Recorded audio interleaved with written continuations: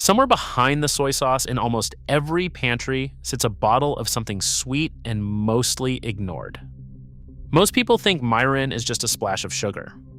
My grandmother Yuki never treated it that way. To her, that bottle, which costs less than a coffee, was one of the most powerful tools in the kitchen. Today I'm counting down 30 of her mirin tricks, the ones she cooked with for decades. Some come down to a real chemical reaction called the Maillard reaction, the same browning that gives teriyaki its shine. Others come from 400 years of Japanese kitchens figuring out what this strange sweet alcohol could do that sugar never could. Stay to the end, especially for number 1, the single rule. Yuki never broke in her entire life in the kitchen. Let's start at the top. Number 30, the odor erasing splash. Next time you're about to cook mackerel, liver, or anything with a strong, gamey smell, reach for mirin before the pan even gets hot. Brush it directly onto the fish or work a spoonful into the marinade and let it sit for a few minutes before cooking. Japanese home cooks have done this for generations, long before anyone could explain why. And here's why it works. The alcohol in mirin evaporates when it hits the heat. And as it lifts off, it carries the odor-causing compounds right along with it. The result, fish that tastes clean and bright instead of fishy, without a trace of vinegar or lemon needed. Number 29, the fish and tofu shape keeper. If you have ever simmered a delicate fillet or a block of soft tofu and watched it crumble apart in the pot, this is the fix. Add your mirin early, right at the start of the simmering liquid, not stirred in at the end. This is one of the oldest rules in Japanese simmered cooking. The reason is simple. The alcohol and sugars in mirin gently firm the surface of proteins before they fully cook through, which keeps them from collapsing. What you get is fish and tofu that hold their shape all the way to the table. Number 28, the vegetable shape keeper. If you've ever simmered daikon, lotus root, or potatoes until they turn to mush, this is why it happens and how to stop it. Add mirin to the simmering broth early, the same way you would for fish. An old trick in Japanese kitchens, especially for root vegetables that fall apart easily. What's happening here is that mirin helps hold the starch inside the vegetable instead of letting it leach out into the broth. The payoff, vegetables that stay firm and hold their edges through a long simmer instead of turning into a cloudy mess. Number 27, the fast absorb trick. When you're short on marinating time, reach for real Asian mirin instead of the cheaper mirin-style seasoning. Add it to your marinade and give the ingredient even just 10 or 15 minutes. This is a trick professional Japanese cooks lean on constantly.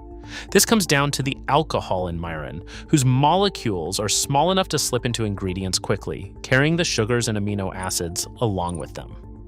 The payoff, a marinade that tastes like it's been sitting for hours in a fraction of the time.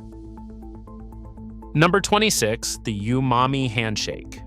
Whenever a recipe calls for soy sauce, add mirin right alongside it rather than skipping it for plain sugar. Japanese cooks have paired the two for centuries, long before anyone had a word for umami. What's happening here is that the amino acids in mirin reinforce the amino acids already in soy sauce, deepening the savory backbone of a dish instead of just sweetening it. The payoff, a rounder, deeper flavor than either ingredient could manage on its own. Number 25, the mellow sweetness swap. Next time a recipe asks for a spoonful of sugar in a savory dish, try mirin instead. This is an old habit in Japanese kitchens that goes back long before refined sugar was common or affordable. The reason is simple. Mirin isn't just one sugar, it contains more than 9 different types, including glucose and oligosaccharides. Produced naturally as rice koji breaks down glutinous rice during fermentation. The payoff, a sweetness that feels layered and mellow instead of sharp, the kind that rounds out a dish rather than announcing itself. Number 24, the seasoning order secret. When you're building a sauce with sugar, salt, vinegar, soy sauce, and miso, add your mirin at the very beginning, in the same step as sugar and sake. This order has a name in Japanese kitchens, sashisu seiso, and it has been taught for generations. The reason is simple. Mirin's alcohol needs time to evaporate and its sugars take longer to penetrate than salt or vinegar, so adding it early lets it do its job properly. The payoff, a sauce, where every ingredient has had the right amount of time to work. Number 23, the quick tenderizing marinade. Before you shape ground meat into meatballs or patties, work a few spoonfuls of mirin into the mixture along with soy sauce, garlic, and ginger. This is a favorite trick for turning plain ground meat into something special. What's happening here is that mirin's natural sugars help hold moisture in the meat as it cooks, keeping it from drying out and toughening. The payoff, meatballs and patties that stay tender and juicy with a Japanese twist most people have never tasted before. Number 22, the lacquered teriyaki glaze. To make a real teriyaki sauce, simmer 1 part mirin, 1 part soy sauce, and half a part sugar together until it thickens and turns glossy. This ratio is the backbone of teriyaki cooking across Japan. And here's why it works. As the sauce reduces, the sugars in the mirin react with the amino acids in the soy sauce in what's called the Maillard reaction, the same browning chemistry responsible for a seared steak or toasted bread. The payoff, that unmistakable dark sticky mirror shine that defines teriyaki, chicken, salmon, or beef. Number 21. The soba-tsuyu ratio. To build a proper noodle dipping sauce, combine 4 parts dashi, 2 parts soy sauce, and 1 part mirin, then bring it to a brief simmer. This ratio shows up again and again in soba and tempura restaurants across Japan. What's happening here is that the amino acids from mirin's fermentation soften the saltiness of the soy sauce, rounding the whole sauce into something balanced instead of sharp. The payoff, a dipping sauce with real depth, whether it's for cold soba noodles or a plate of crisp tempura. Number 20, the nimono simmering ratio. For a classic simmered dish, use roughly 6 parts dashi to 1 part each of sake, mirin, and soy sauce. This was Yuki's base ratio for nearly every simmered vegetable dish she made, the one she reached for without measuring. The reason is simple. The alcohol and sugar in that 1 part of mirin keep delicate ingredients like tofu, fish, and root vegetables from falling apart over a long simmer. The payoff, a pot of nimono that looks as good as it tastes, every piece intact. Number 19, reading the bottle. Before you buy a bottle labeled mirin, check whether it says H-on, meaning real, or FU, meaning mirin style. This distinction matters more than most home cooks realize. Here is why it works, or in this case, why it sometimes does not. Real Han mirin gets its sugars and amino acids from actual fermentation and carries about 14% alcohol, while mirin FU seasoning is mostly glucose syrup with barely any alcohol at all. The payoff, once you know what to look for, is that you will never accidentally bring home the wrong bottle again. Now, those first dozen were all about the everyday fundamentals, the kind of things that quietly improve almost anything you cook. But I need you to stay with me because we are about to get into the specific dishes mirin was built for, and especially number 14, which most people have never made at home and absolutely should.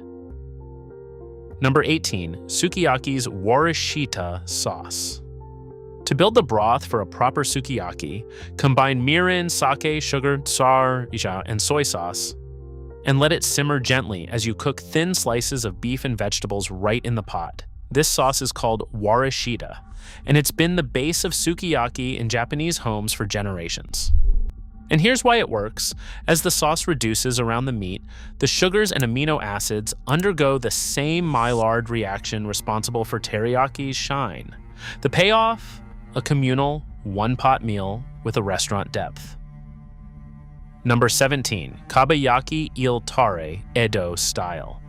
If you're glazing eel or any rich fatty fish, mix soy sauce with mirin and brush it on repeatedly while grilling.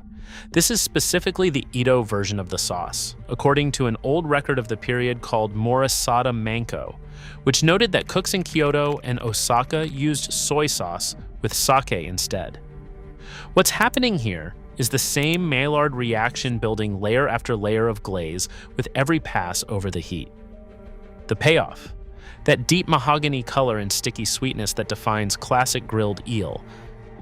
Number 16, tamagoyaki's silky sweetness. When you whisk your eggs for a Japanese rolled omelet, sweeten them with mirin instead of granulated sugar. This was one of Yuki's quiet signatures, the reason her tamagoyaki never came out grainy or overly sweet. The reason is simple: mirin's blend of sugars dissolves smoothly into the egg mixture without leaving behind the slightly gritty texture plain sugar can cause. The payoff, a tamagoyaki with a soft, custardy bite and a subtle sweetness that never overwhelms the egg. Number 15, the Tsunamono vinegar rounder.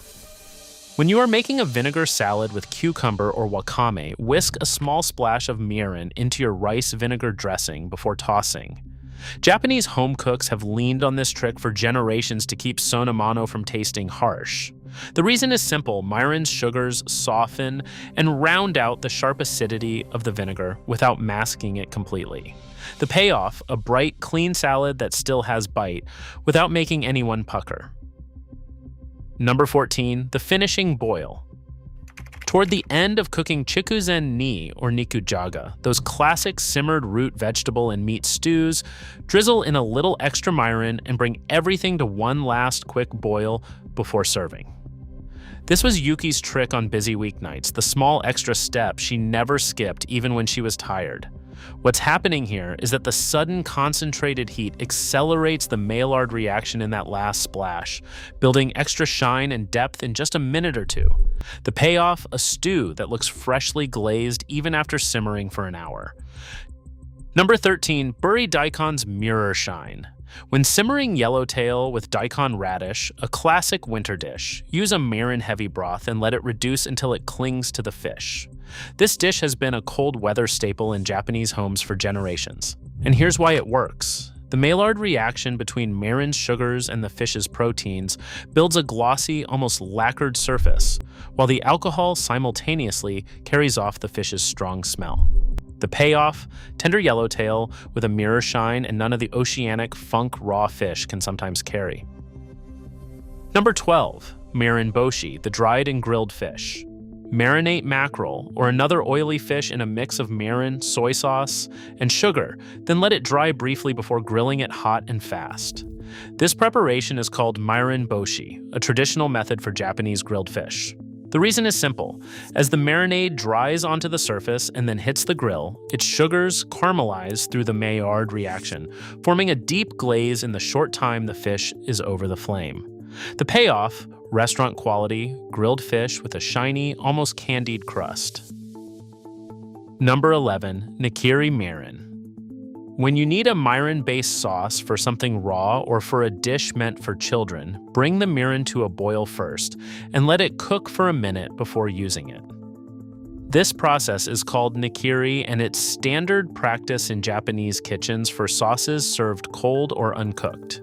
Here's why it works. The boiling evaporates off the alcohol while leaving the sugars and flavor behind. The payoff, all of mirin's sweetness and none of the raw alcohol bite, safe for a sashimi sauce or a dish shared with the whole family. Number 10, the drizzling syrup. Simmer mirin gently until it reduces down to about half its original volume, then let it cool into a thick, glossy syrup. One traditional mirin brewery recommends this exact trick for finishing a bowl of noodle soup. And here's why it works. As the water and alcohol cook off, the concentration of sugar and amino acids climbs, pushing the Maillard reaction further and thickening the liquid into something closer to a glaze than a seasoning. The payoff, a spoonful that turns a simple bowl of noodles into something that tastes finished. Number 9, the amber color test. When you're choosing a bottle of aged Han mirin, some producers age it anywhere from 1 to 20 years. Look for one with a deeper amber tone, rather than a pale, clear one. This darkening is a real marker used by mirin producers themselves. The reason is simple. The sugars and amino acids in mirin slowly react with each other over years of aging. The same Maillard reaction that browns bread crust, just moving at the pace of a wine cellar instead of an oven. The payoff, a richer, more complex mirin worth seeking out. Number 8, the sake then mirin sequence. When a recipe calls for both, add the sake first and let it simmer briefly before adding the mirin. This order is standard practice across Japanese cooking.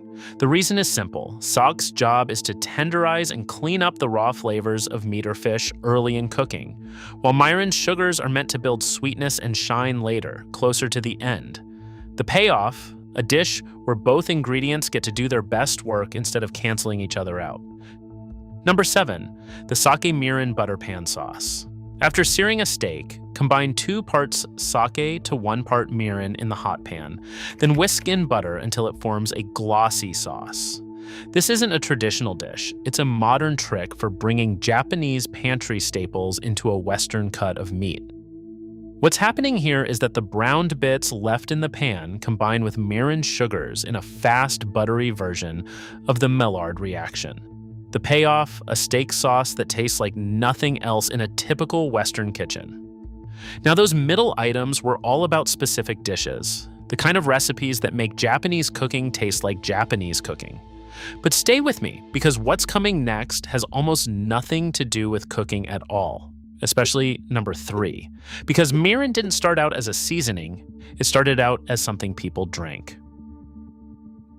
Number 6. The emergency sake substitute. If you're out of mirin, combine 1 tablespoon of sake with about half a teaspoon of sugar for every tablespoon of mirin a recipe calls for. A Michelin-starred chef in Los Angeles keeps this exact swap in her back pocket for exactly this reason. The reason is simple. Sake supplies the missing alcohol and rice wine character, while the sugar fills in for the sweetness mirin's fermentation would have produced. The payoff, a workable stand-in that won't derail a recipe when you've run out mid-cook. Number 5, the Marsala wine swap. In a pinch, a small amount of Marsala wine can stand in for mirin, especially in a marinade or a pan sauce. This isn't a Japanese trick at all, it's a Western workaround food professionals reach for when mirin isn't available. The reason is simple. Marsala carries a similar nutty sweetness and richness, even though it comes from an entirely different grape-based tradition. The payoff, a passable substitute that keeps a dish from falling flat when your pantry runs short. Number 4, the cool dark storage secret. Keep your Han mirin in a cool dark cabinet rather than the refrigerator. This is a simple habit most seasoned Japanese cooks follow without thinking twice. The reason is simple. Mirin's sugars can crystallize and sink to the bottom of the bottle in cold temperatures, and while it's still usable, it loses some of its smooth texture. The payoff, a bottle that pours evenly and stays at its best for months without an unpleasant sludge waiting at the bottom. Now for the final 3. These are the ones that go beyond any single recipe, the ones that tie this entire bottle back to where it came from.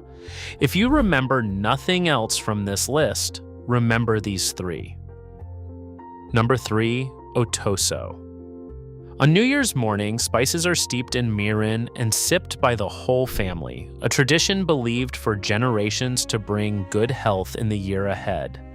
This was one of Yuki's own New Year rituals, poured out in small cups before anyone was allowed to eat. Here's the part that surprises people. Mirin was not invented as a cooking ingredient at all.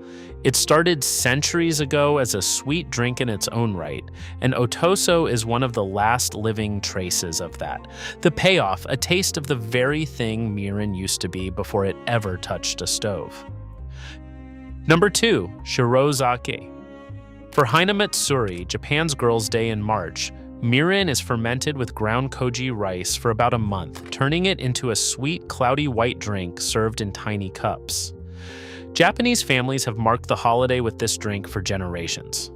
What's happening here is a second, slower fermentation, koji enzymes continuing to break down starches into sugar, deepening the sweetness far past what mirin alone provides. The payoff, one more reminder that this bottle in the cooking aisle has an entire second life as a celebration drink. Number 1, the rule. Yuki never broke. Whatever she was cooking, teriyaki, nimono, tamagoyaki, kabayaki, she reached for soy sauce and mirin together side by side every single time. And here's why it works. One last time, the amino acids and sugars in mirin combine with soy sauce's own amino acids to trigger the Maillard reaction, the exact browning chemistry behind nearly everything on this list, from the glossiest teriyaki to the deepest simmered stew. The payoff, and the one thing worth taking from this entire video: a single small bottle, sitting quietly behind the soy sauce, doing more chemistry and carrying more history than almost anything else in the kitchen. So there they are, 30 tricks hiding in one unassuming bottle, from a splash that saves a piece of fish to a New Year's tradition older than the seasoning itself. Every glossy glaze, every stew that holds its shape, every quietly balanced sauce, it all traces back to that same reaction between sugar and protein that Yuki never needed a name for. She just knew what the pan was supposed to look like when it was ready. If there's one thing I hope you take from her kitchen into yours, it's to stop treating that bottle as an afterthought. Share this with someone who cooks, drop your favorite trick in the comments, and subscribe for more of the tricks Yuki spent a lifetime collecting.